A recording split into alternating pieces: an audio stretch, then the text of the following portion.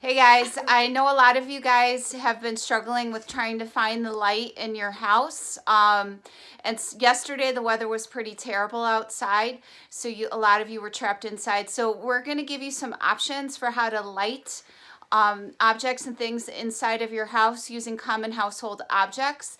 I have Josh here to help me today to do this demonstration. And let's just show you what we gathered around the house. So what we did first was we sort of came up with a theme. We decided we wanted to do some Legos. The kids have been building a lot of Legos, and so we just grabbed a few of them to start. We also grabbed just a black fleece blanket that I had on the couch. I grabbed some black foam core and these stars because I thought that they were kind of neat. I grabbed a camping light. We have a flashlight. I took a lamp out of the other room and I took the lampshade off of it. I also grabbed a Lego book that I thought could be interesting for a backdrop, and I also grabbed some white foam core board. As you know, white reflects the light and black absorbs it. And last but not least, we have a nice big lamp up here, and this lamp is kind of nice because I can move it around, and we'll just kind of play with that a little bit.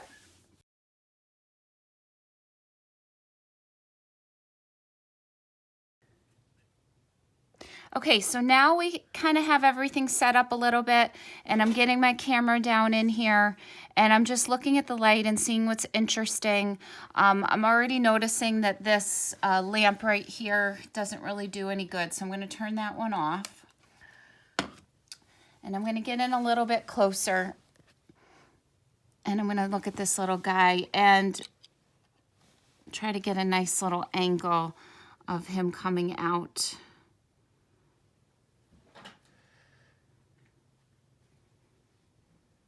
And check all my light. And as I'm looking, I look and I see a nice little shadow over the this little bush thing over here. And we're just gonna get in nice and close. We're gonna get the bush in a rule of thirds spot, and we're gonna get this little stormtrooper in a rule of thirds spot. And we'll take this picture. And then I'll start to move my camera around and see what else looks really interesting. I like this angle right here where he sort of has an asymmetrical balance where he's walking out. Again, he's the main focal point. He's in that rule of thirds spot. I get a nice little balance and leading line of this little sidewalk. I'll take that picture right here. I'll come over here and see how the light looks from this direction. And I'm just like kind of just taking my time, trying to decide what my main focal point is. Again, here we'll get that stormtrooper in the rule of thirds spot. Cool. We're going to turn the camera this way, see if there's any other interesting angles. And look at the shadow on the tree.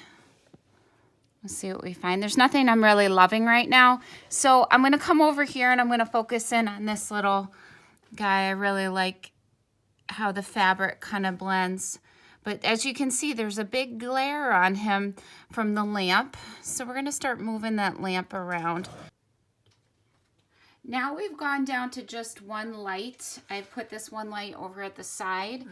And I've skimmed it down to these few little guys. And I'm coming down a little bit lower to get a nice little angle to tell a story. So for this next set of pictures, we just went down to one light on the left-hand side, and we just moved the light up and down, looking at the shadows, turning the light a little bit higher above the objects, bringing it down a little bit lower, moving the light out to like the front left-hand corner of the picture. We turned off the lights in the room. We turned on the lights in the room. We're just showing you a whole bunch of different options here. It's totally okay to set up a really great still life setting with fruit or objects or toys or books or whatever you have laying around the house. And then just take some lamps and some lights and move them around. Turn the lights on, turn them off, move them to the right, move them to the left. Each lighting scenario gives you a different sort of look, whether you want it to be bright and happy or dark and scary. And there's some sun shining in through the window, and I set up this piece of foam core board just to lean up in the corner, just to have a little bit of white to reflect the light. And then I grabbed some oranges and I have them again on my fleece blanket. And we're just gonna play with the oranges and look at the reflection of the light. Again, right now, really, you're just kind of thinking about your composition and how the light reflects on your objects. And then we can start getting into a deeper discussion about why you're photographing the oranges, what you're trying to say as an artist.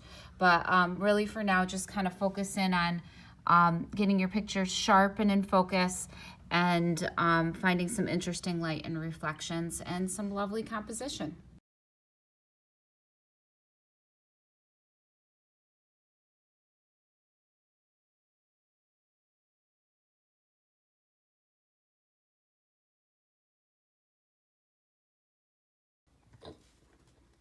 Now we switched to a lighter blanket, just a fleece blanket that I grabbed off my bed.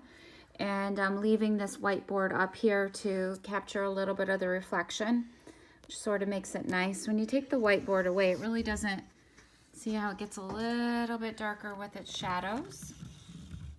Come in a little bit closer. Here's a nice one. And then we come over here. I'll turn the camera this way. Get a little bit of balance right there.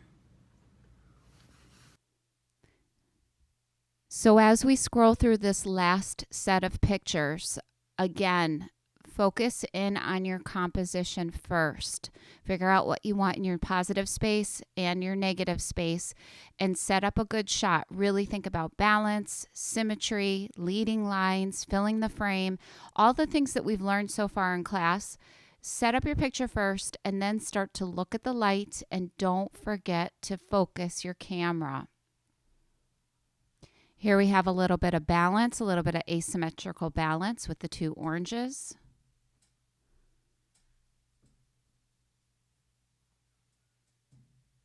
This one I have balance coming from the other direction.